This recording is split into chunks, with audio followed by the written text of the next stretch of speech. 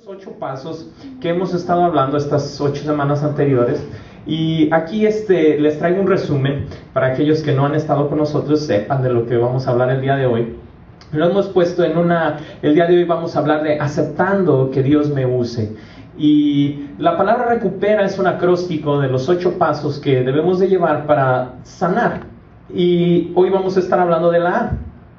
Estos 8 pasos no los inventé, están en la palabra de Dios y yo no los descubrí, descubrió un hombre que se llama John Baker, de una iglesia en Los Ángeles que se llama Saddleback, una iglesia de mucha bendición. Y entonces simplemente está basado en lo que son el sermón más famoso que se ha predicado en este planeta, que fue por nuestro Señor Jesucristo, y es el sermón del monte, y yo creo que tal vez ya lo han escuchado ustedes o lo han leído. Y en Mateo 5 empieza, y agarré el versículo 3, que es el primer paso, que es reflexionar, y esto está basado en dichosos los pobres de espíritu. O sea, ¿a qué me lleva? Porque muchas veces repetimos las cosas, pero no entendemos exactamente qué es lo que estamos diciendo. Y Jesús dijo, dichosos los pobres de espíritu. ¿A qué se refiere eso? A que si tú reconoces que eres pobre, entonces ya diste el primer paso. Ya estás dándote cuenta que Dios es el que tiene las riquezas, que nosotros sin Dios somos pobres, pero que podemos conectarnos a Dios.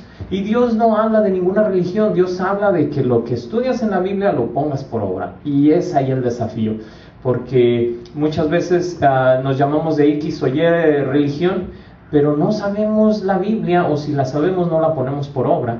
Y el mismo Jesucristo le decía a los fariseos, ustedes se la pasan hablando de la Biblia, pero no la hacen. Y entonces de verdad es muy muy difícil. Y cuando le preguntamos a nuestros hijos, ellos son los mejores que nos pueden decir si estamos cumpliendo con la Biblia o no, ¿verdad? Yo tengo a mis 2 hijos que me están viendo a cada momento, y entonces el primer paso es reflexionar que yo no soy Dios. Yo admito que no tengo poder de controlar mi tendencia de hacer lo malo y que mi vida es incontrolable. Como les digo, el primer paso es dejar la negación y empezar a decir, yo necesito del poder superior de Dios. De allí viene el segundo paso, que está basado en Mateo 5:4. Dichosos los que lloran, porque serán consolados. Para yo ser consolado necesito tener el admitir en mí que existe un Dios, y que sin ese Dios yo no tengo consuelo. Entonces de allí viene el segundo paso, que es la existencia de Dios. Creo en la existencia de Dios y que le importo a Él y que Él tiene poder de ayudarme en mi recuperación. Así que ese fue el segundo paso, que hablamos ya semanas atrás de eso. Luego viene el tercer paso, que está basado en Mateo 5:5. Dichosos los humildes. En nuestro lenguaje hay varias definiciones de humilde, o entendemos diferentes cosas por humilde. Y una de las cosas que entendemos por humilde a veces es una persona que pues no tiene mucho dinero, que no tiene, o sea, que casi vive en la calle.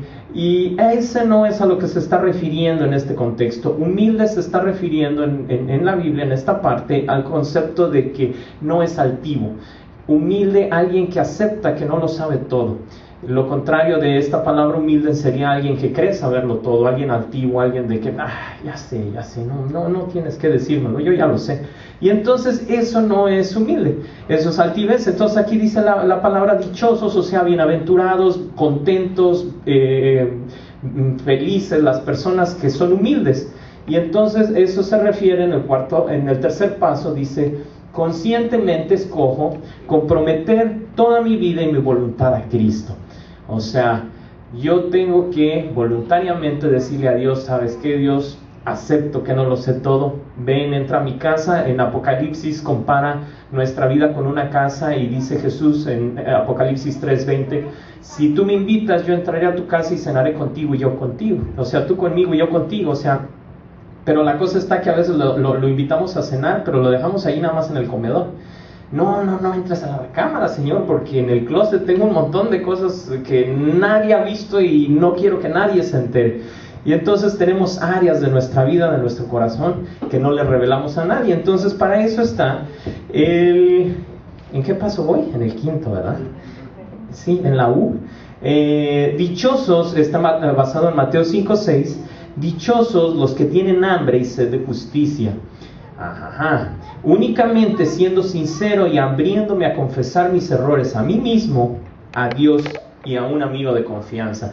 Como les decía, este es el cuarto paso. Aquí se ponen ya las cosas más sabrosas. Ya no cualquiera cumple con el cuarto paso, que es no solamente admitirlo yo, sino decírselo a Dios. Pues ahí no hay problema porque nadie se entera. Pero buscar a un amigo, a un mentor, a un, ¿cómo le podríamos llamar? A tu super amigo, que sabes que le vas a poder abrir tu corazón y que no va a ir a contarlo a los demás. Y aquí no solamente es el desafío para quien lo habla, sino para quien lo escucha. Confidencialidad. El que ni tu esposo ni tu esposa va a saber lo que ese amigo o amiga te acaba de contar.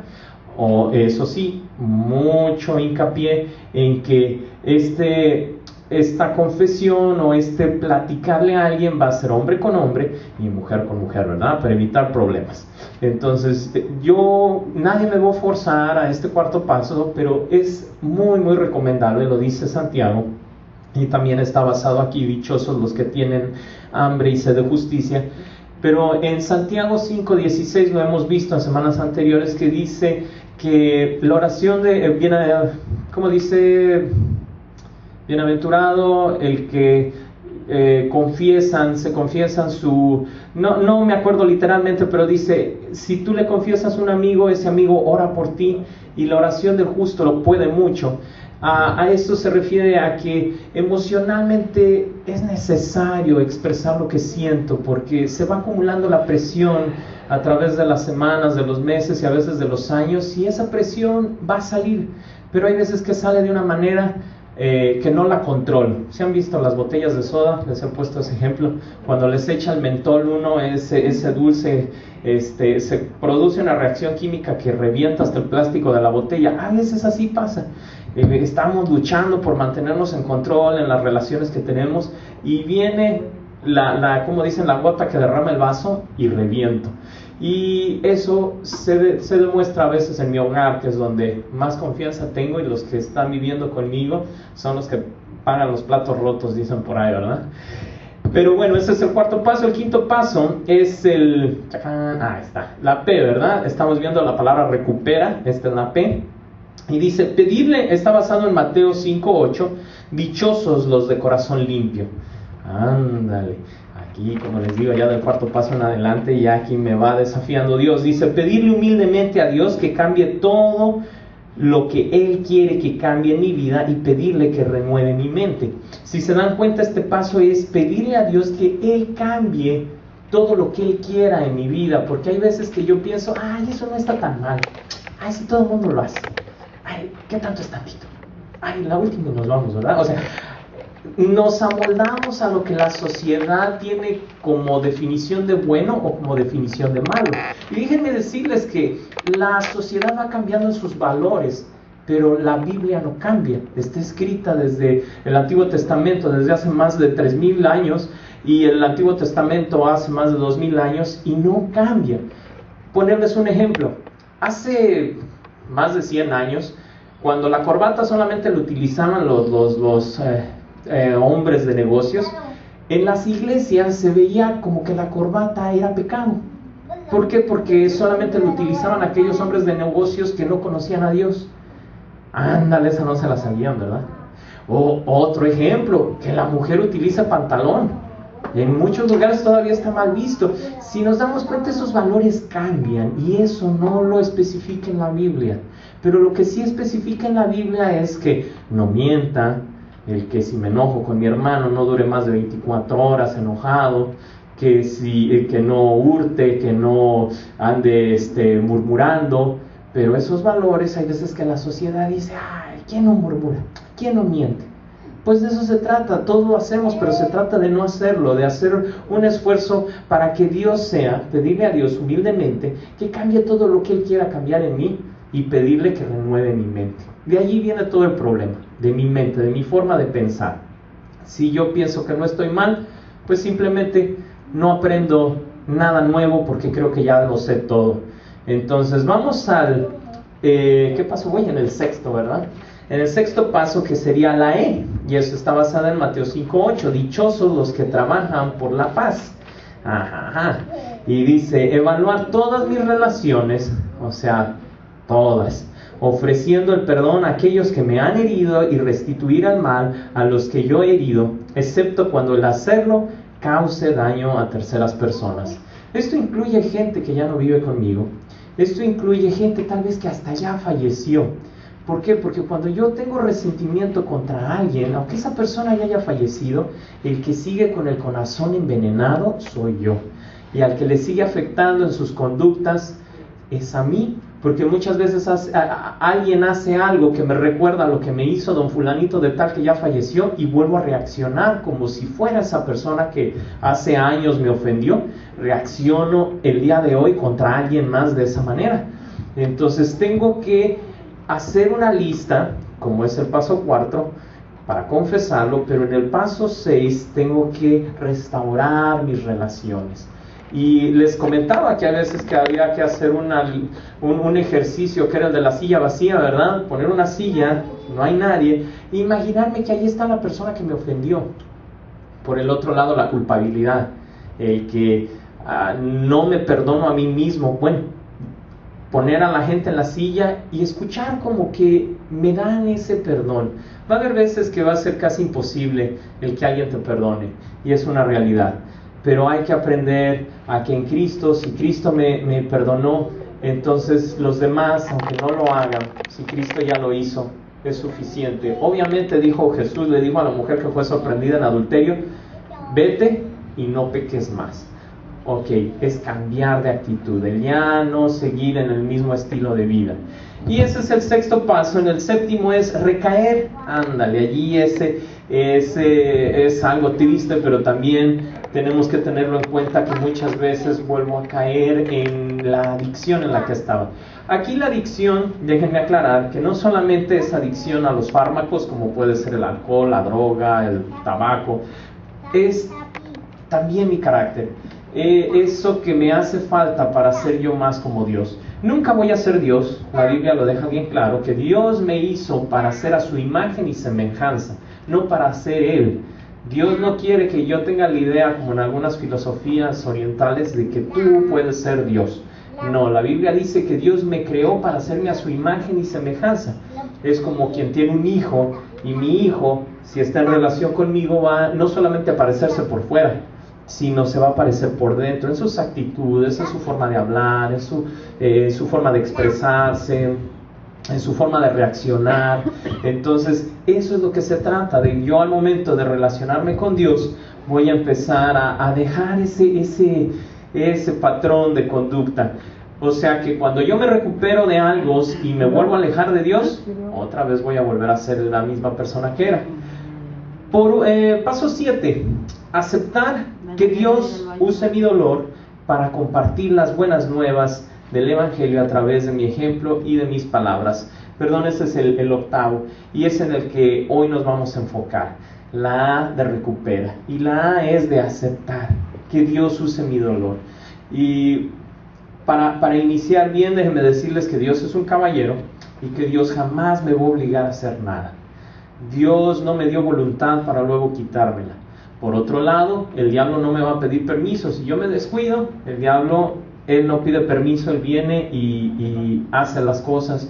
Y déjenme hacerlos meditar un poco. Si analizamos cualquier adicción, aún la adicción de enojarme, porque hay gente que se vuelve adicta a la adrenalina que produce el enojarse. Hay veces que es el alcohol, la adicción del alcohol, o la adicción de mentir. ¿Sabían que mentir también se vuelve una adicción? Bueno, todas esas adicciones lo que tienen como común denominador es que te quitan tu voluntad, te hacen esclavo. Y la persona cuando está en su juicio dice, yo ya juro y perjuro que no vuelvo a tomar. Pero el alcohol ya te robó tu voluntad. El regalo que Dios te dio, que te hace semejante a Él, es su voluntad. Dios tiene voluntad y Él puede escoger entre hacer lo bueno y hacer lo malo. Jesús, cuando nació en esta tierra, Él tuvo la voluntad de hacer lo bueno y lo malo, pero decidió hacer lo bueno. Y entonces de eso se trata, que nosotros decidamos como Jesús hacer lo bueno. Y entonces, eso es lo más tremendo, que la prueba que realmente me he recuperado a través de estos 8 pasos, es que voy a buscar el ayudar a los demás. ya que alguien que está sano deja de pensar en sí mismo. Y ese es el objetivo por el que he traído esta serie, y no solamente esta serie de predicaciones, sino también el grupo que tenemos los viernes a las 6:30, es esa, de que si estamos en una adicción y necesitamos ayuda para salir de ella, lo hagamos, porque no voy a dejar de pensar en mí hasta que no esté sano. Alguien que esté enfermo, alguien que le duele la cabeza, ¿alguna vez les ha dolido la cabeza? Y tienen ganas de ayudar a alguien más cuando traen así la migraña allí, y no se me acerque nadie, porque ahorita los transformo en chicharrón, nadie me hable, nada más puedo pensar en mí, porque mi dolor es tan fuerte que me enfoco en mí. Y así pasa con los dolores del alma, en que no puedo pensar en ayudar a alguien más, porque mi dolor es tan fuerte que me tiene allí paralizado. Entonces el objetivo de este grupo de Celebremos la Recuperación los viernes y de estas predicaciones es que yo reflexione en qué es lo que me está doliendo, por qué no volteo a ver el dolor de los demás, por qué me he vuelto apático, ¿será que hay algún dolor en mi vida que no me deja pensar en el dolor de los demás? El gran mandamiento que Dios nos dejó es: amarás al Señor tu Dios, y dijo Jesús, el segundo es semejante. ¿Y cuál era? Amarás a tu prójimo como a ti mismo. O sea, ya amo a Dios, bueno, ahora tengo que empezar a ver quién tiene problemas para yo ayudarle. ¿Por qué? Porque al momento que yo ayudo, me estoy ayudando a mí mismo, porque ya no recaigo, porque estoy en constante repaso de esta sanidad, el acordarme, el dar yo mi testimonio. Al que se le graba más va a ser a los que lo dieron. Así que ya les va a tocar, pero vamos por partes. Vamos a la parte 2, ya hicimos el resumen. Vamos a la parte 2, ahí en su bosquejo dice la pregunta: ¿por qué Dios permite que yo experimente dolor? ¿Alguna vez se han preguntado eso? ¿Por qué Dios permite que yo experimente dolor? Ándale. Bueno, va a haber varias respuestas, pero la primera es: Dios me ha dado voluntad. Y esa es la primera respuesta por la cual Dios permite que yo tenga dolor. Déjenme, se lo explico mejor con el texto de Deuteronomio. Deuteronomio 3:19 dice: hoy pongo al cielo y a la tierra por testigos contra ti, de que te he dado elegir entre la vida y la muerte, entre la bendición y la maldición. Elige pues la vida, para que vivan tú y tus descendientes. Las leyes de Dios, las leyes espirituales de Dios, son así como las leyes físicas. ¿A qué me refiero con esto? A que la gente no crea en las leyes de Dios, en las leyes espirituales, se cumplen. Es igual que la ley física, por ejemplo, de la gravedad. Una persona dice: no existe eso de la ley de la gravedad, y se sube al edificio más alto que hay, y entonces se avienta por la ventana y va en el aire. Y en el aire le pregunta a alguien por la ventana, ¿no? Porque va: oye, ¿cómo va? ¿La ley de la gravedad existe o no? Y ahí va cayendo. No existe, no se siente nada. Cuando llegue al piso lo va a sentir. Así le pasa a la sociedad cuando dice: las leyes de Dios no existen, y se ponen ellos a hacer cosas en contra de la Biblia. Las leyes de Dios no hay problema, Dios sigue siendo Dios. Pero la gente, cuando llegue al piso y allí experimenta el dolor, ahí es donde se da cuenta que las leyes de Dios se cumplen. Tú no rompes las leyes de Dios te van a romper a ti cuando llegues al piso. Y eso es lo que está diciendo Deuteronomio. Está diciendo Dios al pueblo de Israel, ahora nos dice a nosotros: yo pongo delante de ti la vida y la muerte, la bendición y la maldición. Sí dice así, ¿verdad? Dice: te doy a elegir entre la vida y la muerte, entre la bendición y la maldición. Elige pues la vida, te está diciendo Dios, ¿verdad? Para que vivan tú y tus descendientes. ¿Dios te va a obligar? Dios no te obliga.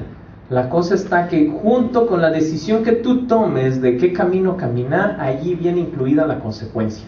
Si tú decides caminar en un camino por ejemplo, de ser enojón, la consecuencia ya viene integrada. Al final, con el tiempo, te vas a quedar solo, porque la verdad es difícil convivir con alguien que explota. Se los digo por experiencia, ¿verdad? Pero alguien me lo platicó mejor. Entonces, a lo que voy es que yo tengo la decisión de poder elegir, pero la consecuencia me trae dolor. Entonces, ¿por qué Dios me permite experimentar el dolor? porque es parte de ese regalo de la voluntad. ¿Cuántos de nosotros hemos buscado a Dios porque tenemos un dolor? Es algo así, el dolor es bueno, a veces no nos gusta, pero el dolor es bueno. Y si no tuviéramos la sensación de dolor, nos estaríamos quemando y no nos damos cuenta. Y hay gente que no tiene el sentido del tacto, y qué triste, porque de repente ya traen una cortada muy fuerte, o ya pusieron la mano en algo caliente y no lo sintieron.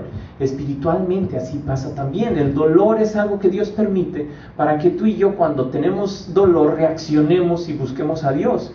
Entonces la pregunta está en no busques el que no haya dolor en tu vida, mejor busca a Dios. Porque hay quienes dicen, ay, es que lo que yo quiero es ya terminar con este sufrimiento, y arreglan nada más por encimita, quitan lo que les causa sufrimiento, pero en realidad no se conectan con Dios. ¿Qué crees? La próxima decisión que te equivoques, otra vez te va a producir dolor, porque en realidad no has aprendido a caminar con Dios. Miren, segunda razón por la cual Dios me permite el experimentar dolor: para obtener mi atención, que es lo que les estoy comentando. Déjenmelo, se los doy con dos textos bíblicos. Proverbios 20:30 dice: los golpes y las heridas, ¿qué curan?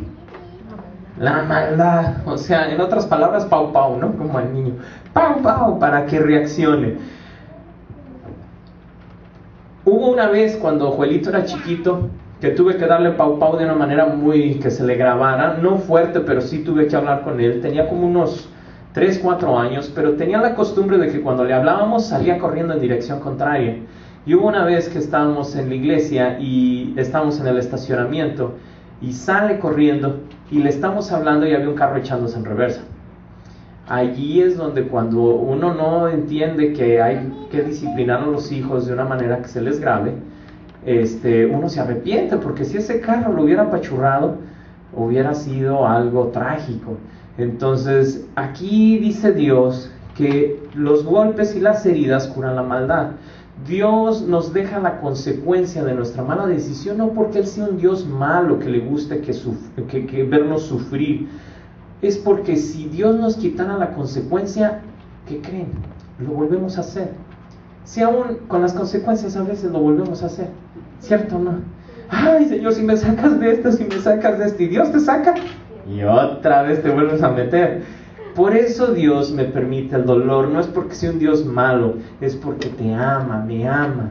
Y entonces parte del amor, mira, 2 Corintios 7:9 dice: sin embargo, ahora me alegro. Es Pablo el que está escribiendo este texto. Dice: sin embargo, ahora me alegro, no porque se hayan entristecido, sino porque su tristeza los llevó al arrepentimiento. Eso es lo que Dios quiere, el arrepentimiento. La palabra arrepentimiento lo que quiere decir es cambiar de dirección, 180 grados. Hagan de cuenta una U-turn, una vuelta en U. Cuando damos vuelta en U, pero vamos de regreso a Dios, a decirle: Señor, perdón, me equivoqué, ya no quiero dirigir mi vida con mis propias fuerzas, sino que tú me dirijas. La tercera razón por la cual Dios me permite experimentar dolor es para enseñarme a depender en Él.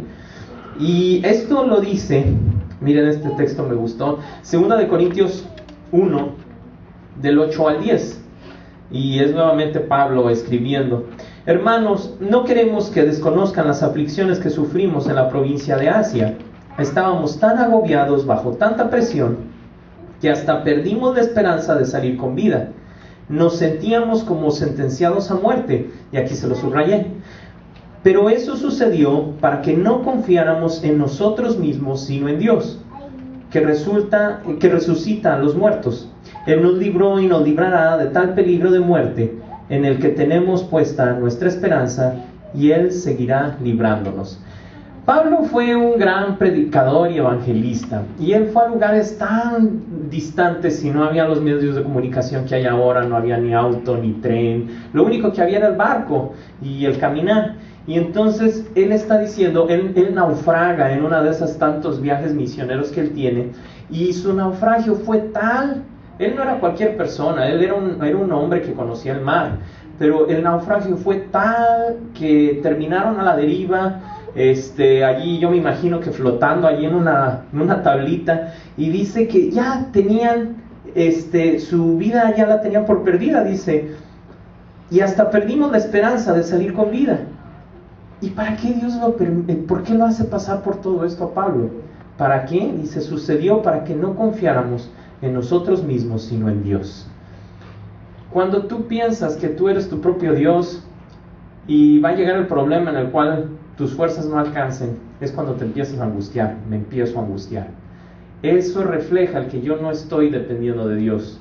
Cuando yo me preocupo, eso es contrario a la fe. Cuando yo tengo fe, aunque mis fuerzas se acabaron, yo confío que Dios sigue en control de la situación. Cuando yo no he ejercitado mi fe, lo puedo medir con mi preocupación. Si yo soy una persona muy preocupona, lo que está pasando es que yo creo que todos los problemas que vienen a mi vida, yo los debo de resolver, que yo debo de tener la capacidad. Y entonces muchos de esos problemas que vienen a mi vida, no tengo la capacidad de resolverlos, porque Dios me está hablando para que yo aprenda a depender de Él. Entonces, la preocupación es contraria a la fe.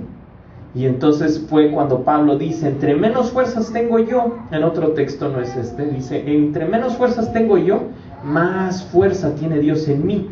¿Por qué? Porque entonces quiere decir que yo sé cuánto poder tengo y casi no tengo poder. Una pregunta, ¿cuántas cosas de tu vida puedes controlar? Mira, yo no puedo controlar ni el latido de mi corazón, no puedo controlar ni siquiera el color de mi cabello, no puedo controlar mucho menos a mis hijos. Los puedo dirigir, pero no los puedo controlar. Al más chiquito tiene va a cumplir 2 años y santo Dios me hace pasar unas nochecitas que como que tiene pesadillas y estamos durmiendo y de repente pega el gritote y el techo de mi casa tiene así unos adornos así como de uñas, porque pego el brinco así cada que grita en las noches, ya me hizo cardíaco. Entonces no puedo controlar a nadie. A mi esposa la amo mucho, ¿verdad? Pero aquí a lo que voy es dirigir es a lo que Dios me manda, que con mi ejemplo yo inspire a los demás.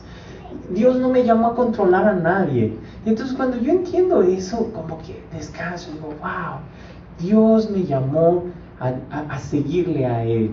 Y a través de yo portarme bien y de seguir la Biblia, inspiro a otros. Fue como Jesús lo hizo. Jesús dijo, el que quiera venir en pos de mí, niéguese a sí mismo cada día, tome su cruz y sígame. O sea, quiere decir que si está diciendo sígame es porque Jesús va allá enfrente. Entonces yo tengo que seguirle. Jesús no va apuchándome, no me va empujando, ándale, pórtate bien. Jesús va enfrente y me va diciendo, si tú quieres ser como yo, mira aquí la Biblia, yo te ayudo, pero tú tienes que venir en pos de mí. Así es con mi familia. Yo no puedo controlar a nadie. En todas mis relaciones yo no puedo controlar. Y el problema está que luego ya ando chantajeando o manipulando. Ay, otra vez me dejaron, está bien, váyanse sin mí, disfruten. Yo me quedaré trabajando como siempre. ¿A cuántos les ha funcionado esa vez? No, yo sufro mucho, nadie me quiere. Manipulación. Chantaje, o la otra, ¿no? Ese es el depresivo, ¿no? El enojón, ¡ay, otra vez! Les estoy diciendo, no me hacen caso. El enojón, ¿verdad? Tratando de controlar. Es por fe. Entonces, Dios lo que quiere es enseñarme a depender de Él. Esa situación que tanto te incomoda, que tanto te está tal vez robando la paz, muchas veces se resuelve en entender que esto sucedió para que no confiáramos en nosotros mismos, sino en Dios. Al mismo Pablo se lo dijo, bástate de mi gracia, porque mi poder se perfecciona en tu debilidad. Si Dios te quitara eso, tal vez no te volverías a acordar de Dios. Y aquí te lo aplicamos al matrimonio. El matrimonio no es para que seas feliz. ¿En qué parte de la Biblia te contaron que Dios dijo que el matrimonio es para que seas feliz? Es allí donde se equivoca la sociedad y por eso hay muchos divorcios. Dios te dijo, el matrimonio es para que seas más como yo. Y lo decía Consuelo ahorita en su testimonio.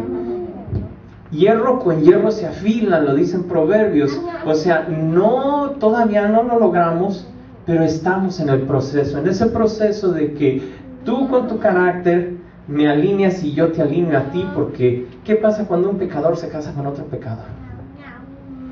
No son felices para siempre, déjenme decirles. Lo que sucede es que es como un espejo en que yo me estoy quejando de él, pero oye, es el espejo, yo soy igual. Entonces Dios me permite el matrimonio para yo aprender a perdonar, a aprender a tener paciencia, el fruto del Espíritu, gozo, paz, paciencia, benignidad.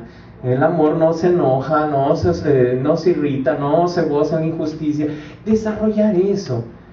Entonces el matrimonio, Dios lo diseña para que yo me parezca más a Él. Porque imagínense Dios que se casa con la iglesia, que lo dice en el libro de Efesios, que Cristo es la cabeza y la iglesia es el cuerpo. O sea, Dios se está casando con gente imperfecta. ¿Cómo creen que Dios sufre? Pues igual que nosotros en el matrimonio.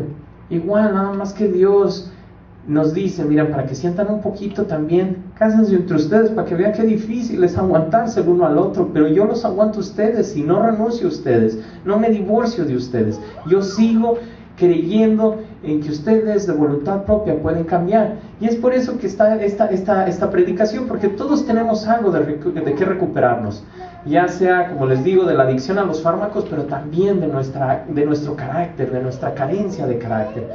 Hay veces que somos depresivos o somos muy eufóricos y en una tarde de locura me voy y me caso a Las Vegas. O sea, hay gente que por alegría hace unas loqueras, se bota toda la quincena yéndose de compras. ¿Por qué? Pues porque estaba súper feliz. Hay quienes al revés, ¿verdad? Porque estaba súper triste, no hizo sus obligaciones, se quedó encerrado en su casa y no hizo nada, ¿verdad? No se presentó a trabajar. Las emociones me afectan. Mi falta de carácter es una adicción. Tengo yo que juntarme con Dios para que mi carácter sea como el de Él. Pero vamos a la cuarta razón por la cual Dios me permite el dolor. Y es para darme un ministerio y servir a los demás. Y esto está tremendo. 2 Corintios 1:4 dice: ¿quién nos consuela en todas nuestras tribulaciones? Para que con Él mismo, no es pregunta, es afirmación. Quien nos consuela en todas nuestras tribulaciones, para que con Él mismo consuelo con que Dios nos ha recibido, también nosotros podamos consolar a todos los que sufren. O sea, es igual, es el apóstol Pablo, si se dan cuenta es igual 2 Corintios, pero está diciendo ahí en donde está subrayado: así como Dios me consoló, yo poder consolar a los que sufren. Y como les decía al principio, cuando yo ya estoy sano, algo que tiene que suceder por resultado del amor es que si yo soy amado por Dios, voy a buscar, ya que estoy sano, yo amar a alguien más. Si yo me quedo sin importarme los problemas de los demás, sigo enfermo de algo que se llama egoísmo. A mí qué me importa, mira, a mí déjenme en paz, yo no me meto con nadie, y entonces no me importa el dolor de los demás. ¿Se imaginan si Jesús hubiera tenido esa actitud? Dice en Filipenses 2 que Jesucristo no estimó el ser semejante a Dios, porque, Dios estaba allá arriba, Él no tenía ningún problema, pero dice que no estimó ser semejante a Dios, sino que se hizo hombre, y estando en condición de hombre, se humilló a sí mismo y se hizo siervo, a tal grado que dice que murió en muerte y muerte de cruz. O sea, Jesús no tenía ningún problema. Si Él hubiera tenido esa actitud egoísta de decir: ay, esos humanos, ay, es un problema, a mí déjenme en paz, yo estoy bien aquí en la gloria. Esa es la actitud que no debemos de tener, que Jesús no tuvo. Entonces yo lo que debo de buscar es parecerme a Jesús. Jesús no tenía ningún problema, pero vino a ayudarnos, igual yo. Tal vez yo estoy bien, con mi familia muy bien, pero veo a otros que tienen problemas. Tengo que amar así como Dios me amó. ¿Hasta ahí vamos bien? Entonces, tener un ministerio y servir a otros es por lo que muchas veces... ¿Quién puede ministrar mejor o quién puede ayudar mejor a una persona que ha pasado por un robo, por un asalto, sino a alguien que ha sido asaltado? Se los digo porque a mí en la Ciudad de México me robaron 7 veces, ¿verdad? Así que cualquiera que ha sido asaltado yo lo puedo comprender muy bien, ¿verdad? Sí, yo al principio cuando recién pasaba el asalto iba así, hasta mi sombra me espantaba y yo andaba así, que nadie me siguiera, iba caminando por la calle porque pues tenía que seguir haciendo mis actividades y ese me viene siguiendo, y me cambiaba de calle o me bajaba de donde iba del transporte público y me subía a otro y pero Dios me ayudó a superarlo. Entonces, alguien que ha pasado por esa experiencia puede ayudar a otro. Quien ha pasado por una experiencia de divorcio puede ayudar a alguien que está pasando por eso. Alguien que ha pasado por la pérdida de un ser querido puede ayudar a otro que ha pasado por lo mismo, o que está pasando por lo mismo. Ese es otro de los objetivos por los cuales Dios me permite que yo experimente dolor. Pero allí no se queda la cosa. Allí en Génesis 50:20, a José el soñador, a quienes no conozcan muy bien la historia, fue uno de los hijos de Jacob. Jacob tuvo 12 hijos, no sigan su ejemplo, ¿verdad? Tuvo 12 hijos en aquel entonces, y entonces de esos hijos José era el más pequeño, y entonces sus hermanos lo venden, y ya estando, sí está allí, ¿verdad? Génesis 50:20 dice, ya que lo venden, pasa por unas peripecias bien tremendas, y pasa a la cárcel, dura muchos años, dicen los historiadores, de que allí sacando números, que mínimo fueron 11 años los que él pasó lejos de su familia, y cuando los vuelve a ver, a sus hermanos, a los que lo vendieron, en lugar de vengarse de ellos, miren lo que les dice: es verdad que ustedes pensaron hacerme mal, pero Dios transformó ese mal en bien para lograr lo que hoy estamos viendo, salvar la muerte de mucha gente. ¿Cómo fue que hizo eso? Bueno, José fue el que vio los sueños de las 7 vacas gordas y las 7 flacas, y entonces él fue el que le dijo a Faraón: mira, tienes que guardar maíz y todo, para que cuando vengan los 7 años de las vacas flacas haya alimento en Egipto. Y entonces lo que sus hermanos planearon para el mal, a él le ayudó para bien, Dios lo transformó para bien. Hebreos 4:15 dice: porque no tenemos un sumo sacerdote incapaz de compadecerse de nuestras debilidades, sino uno que ha sido tentado en todo de la misma manera que nosotros, aunque sin pecado. O sea, el mismo Jesucristo nos puede ayudar por el hecho de que Él vivió, se hizo carne. Él sabe lo difícil que es estar en este cuerpo, en este mundo. Y entonces por lo mismo dice que Él se compadece de nuestras debilidades, porque Él experimentó lo mismo, pero sin pecado. Ese es el mismo objetivo, darte un ministerio, o sea, la habilidad de servir a los demás, por el hecho de que tú pasaste por ese dolor. La última parte de este sermón es: ¿cómo puedo usar mi dolor en ayudar a otros? Esa es la pregunta, ¿no? Primera de Pedro 3:15 dice: más bien honren en su corazón a Cristo como Señor, estén siempre preparados para responder a todo el que les pida razón de la esperanza que hay en ustedes. ¿Cómo se hace eso? ¿Cómo estar preparados? Así tan fácil como Consuelo, que escribió su testimonio junto con Jorge. Alguien te pregunta: ¿por qué crees en lo que crees?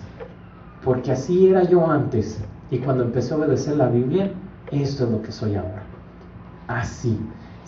No se trata de convencer a nadie, se trata de decir: mira, esto es tan tremendo que yo era así, pero cuando obedecí la Biblia, no ninguna religión, obedecer la Biblia, ahora soy así. Tiene que haber un cambio. Si no hay un cambio, entonces en realidad no estás poniendo por obra la Biblia. Y es nada más compartir, no se trata de convencer. No podemos, como les digo, controlar a nadie. Podemos dirigir, ser la luz, el decirles: mira, por acá está, pero no podemos obligar a nadie, que ha sido el gran error de la humanidad, que hasta guerras ha habido en nombre de la religión, porque obedeces o te clavo la espada. Dios, se imagina a Jesucristo lo que nos hubiera hecho: obedecen o... Jesús no obligó a nadie, Dios no obliga a nadie. Lo vimos allá en Deuteronomio, dice: yo te pongo el bien y el mal, escoge pues tú. Yo, dice Dios, te recomiendo que sigas el bien, pero tú dale por donde creas. Y pues ahí nos estamos dando contra la pared, ¿verdad? Dice Gálatas 6:1 y 2: hermanos, si alguien es perdonado en pecado, ustedes que son espirituales deben restaurarlo con una actitud humilde, pero cuídese cada uno, porque también puede ser tentado. Ayúdense unos a otros a llevar sus cargas, y así cumplirán la ley de Cristo. Es por eso que nos congregamos. Nos congregamos no para juzgarnos, no para: ay, mira fulanito, que menganito, que ya hizo, que ya dejó de hacer. Aquí dice: si alguno es sorprendido en pecado, ¿qué debemos de hacer? Criticarlo, murmurarlo, espantarnos, marginarlo. Dice: ustedes que son espirituales deben restaurarlo. ¿Qué significa la palabra restaurar? Restaurarlo es cuando algo está caído, ahora de cuenta una pared de una casa está caída, y entonces la vuelves a poner en el lugar donde iba. Eso es, se restauró el edificio. Así, cuando alguien cometió un error, el restaurarlo es ayudarlo a estar en la posición original que estaba antes de haber caído. Entonces dice, ayúdense unos a otros a llevar sus cargas y así cumplirán la ley de Cristo. Como se los he dicho en otras ocasiones, la área donde Juanito es su tentación, tal vez no es la mía. Y entonces yo lo puedo ayudar a él, pero la área de mi tentación tal vez no es la suya, entonces él me puede ayudar a mí. Entonces, en familia, que es como Dios diseñó la iglesia, en familia nos ayudamos unos a otros. Y así como en una familia tengo que ser amable, ser amoroso y restaurar. Aquí viene una sugerencia que es un texto largo, que no se los voy a leer, pero nada más quiero terminar con estos 3 puntos. Cuando yo hago mi testimonio, cuando yo cuento mi historia, mi experiencia al obedecer la Biblia, tengo que primero ser humilde, ser honesto y decir la verdad. Y tercero, no juzgar ni condenar a los demás. Esos son los 3 requisitos que debe de tener mi testimonio. El ser humilde, el ser honesto y decir la verdad, y no juzgar ni condenar. Como les digo, humilde no significa el que pobrecito, no, significa el admitir que yo no sabía las cosas. Ser humilde y admitir que Dios es el que lo sabe todo. Ser honesto, tampoco agregarle, ¿no? De que yo era, y que ya entra. Hay veces que hasta le exageramos en lo que éramos, ¿no? No, di la verdad. Y que cuando platiques tu historia, el objetivo sea no condenar a los demás. Simplemente, tampoco juzgarlos, simplemente el hacerles ver lo que Dios ha hecho en nosotros. Y en Hechos, ¿sí ya terminan? Sí. Dice Hechos 20:24, sin embargo, considero que mi vida carece de valor para mí mismo, con tal de que termine mi carrera y lleve a cabo el servicio que me ha encomendado el Señor Jesucristo, que es el dar testimonio del Evangelio de la gracia de Dios. Este fue Pablo el que está escribiendo, bueno, no, este es Hechos. Le acreditan a Lucas, al mismo que escribió San Lucas, este libro, y dice allí que con tal de que termine mi carrera, o sea, es para eso. Considero que mi vida carece de valor, o sea, toda su vida, el objetivo de su vida fue el dar el testimonio del Evangelio de la gracia de Dios. Yo creo que para cada uno de nosotros, todos tenemos una historia que contar a alguien. Tal vez yo no pueda yo solo compartir el Evangelio a todo tipo de gente, simplemente porque tal vez mi inglés no me lo permite. Porque mi acento francés no me permite a veces compartir el Evangelio, ¿verdad? En inglés. Pero ¿qué tal alguien bilingüe que sí lo pueda hacer? Todos tenemos una habilidad, hay gente con la que nos relacionamos mejor, ¿no? Hay gente que es segunda o tercera generación nacida aquí en Estados Unidos, o hay gente que viene de Chilangolandia con la cual me relaciono bien, ¿verdad? Porque dicen que entre gitanos no se leen la mano, ¿verdad? Entonces ya nos cuidamos las carteras mutuamente porque venimos del mismo lugar y nos entendemos bien. Pero ¿qué tal si son de Sonora y hay aquí gente de Sonora o de Tijuana y se relacionan mejor? Todos tenemos a alguien a quien podemos compartir el Evangelio. Y entonces quiero terminar con cuatro pasos prácticos para que esta plática no se quede en papel. Y para eso yo te voy a invitar a que te pongas de pie. Y estos 4 pasos es primeramente el aceptar a Cristo. Hay veces que pensamos que por asistir a un edificio todos los domingos o el tener una religión, creo que ya soy humilde, ¿no? Ya acepté que Dios todo lo puede, pero hay veces que no se ve reflejado en mis acciones. En mis acciones yo sigo dirigiendo mi vida como a mí se me da la gana. Un ejemplo, cómo me gasto mi dinero. ¿Sabías que Dios quiere que tú no debas nada a nadie? Otra área, Dios quiere que tú eduques bien a tus hijos, y hay veces que no le decimos a Dios, ayúdame en esta área. ¿Qué tal el manejar? Uy, a veces que ni pensamos en eso. Dios quiere que seas un testimonio manejando, que no le andes aventando el carro a los demás. Tantas áreas donde hay veces que hemos aceptado a Cristo en ciertas áreas, pero en otras, mira, es mi vida y yo la dirijo como yo quiero. Le digo a Dios, mira, hazte un ladito que esto yo sé cómo lo voy a manejar. Se trata de aceptar a Cristo en todas las áreas. Segundo, el bautizarme. Bautizarme es el primer mandamiento que Dios me da cuando yo acepto a Cristo, el bautizarme. Tercero, ser miembro de una familia. ¿Por qué? Porque, como les digo, el estar en familia me ayuda a restaurarme cuando cometo un error.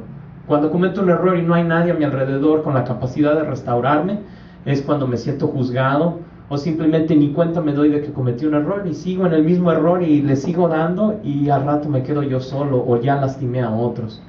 Y por último, pedirle a Dios que te ponga a alguien con quien compartir tu historia.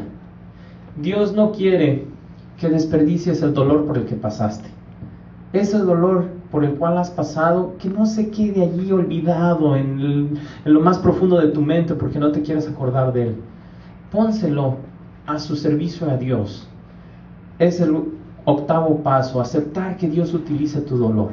Dios no lo va a hacer sin tu permiso. Dios quiere que eso que te lastimó hace tanto tiempo o hace poco, tú le digas a Dios, no sé cómo, pero sé que tal vez hay alguien que está pasando por lo mismo y yo quiero ayudar. Quiero evitar que la gente pase por esto, o la que está pasando, yo quiero ayudarla a que no se hunda en la depresión. Y eso es algo tan edificante, el ayudar a otro a salir de la depresión. Todos tenemos un dolor y Dios no quiere que lo desperdiciemos, que lo pasemos nada más por pasarlo. Y con eso en mente te voy a invitar a que cierres tus ojos y que tú te comuniques con Dios. Si quieres seguir esta oración lo puedes hacer. Padre, muchas gracias porque tú nos conoces desde antes de haber nacido en esta tierra. Antes de estar en el vientre de nuestra mamá, tú ya nos habías escogido, tú ya sabías toda nuestra vida y tú ya nos habías regalado la voluntad. Señor, te pedimos que ese regalo no nos meta en problemas, que esa voluntad, Señor, que tú nos has dado para parecernos a ti, nosotros no lo utilicemos para mal. Ayúdanos, Señor, a desear lo que tú deseas, a amar lo que tú amas, a pensar como tú piensas, y ayudar a los demás como tú quieres, Señor, como tú lo haces. Ayúdanos, Señor, a que ese dolor, esas experiencias tan difíciles por las cuales hemos pasado en nuestra vida, no se queden allí nada más. Que sanemos de la herida y a su vez ayudemos a otros a sanar. En el nombre de Cristo Jesús te pedimos que tú tengas misericordia de nosotros y nos utilices para bendecir a otros. En el nombre de Cristo Jesús te damos gracias. Amén y amén. Puedes tomar tu lugar. Ya voy a terminar el servicio. Nada más quiero hacerte el hincapié. Tenemos devocionales. Devocionales es aquel librito donde nos enseña cómo orar, cómo leer la Biblia, un pedacito de la Biblia al día. Y quiero también nada más el orar por nuestros diezmos y ofrendas. Es voluntario. Las visitas no tienen permitido diezmar ni ofrendar, son visitas, pero los demás que gusten hacerlo son bienvenidos. Al final va a estar la canasta y vamos a orar después de eso para ser despedidos. Hay café y galletas al final para quienes gusten pasar, quedarse, platicar un rato. ¿Sale? Señor, muchísimas gracias por los diezmos y las ofrendas que tú nos permites dar, el contribuir, Señor, con tu obra, el poder ser instrumento. Te damos gracias porque tú nos permites tener un trabajo, nos permites, Señor, tener un salario. Gracias por la salud, porque sin ella no podríamos hacer nada y tú nos la das gratis. Padre, gracias por el privilegio también de poder ser de bendición a otros a través de esta iglesia. En el nombre de Cristo Jesús te damos gracias. Amén. Y amén. Pues muchas gracias, estamos despedidos.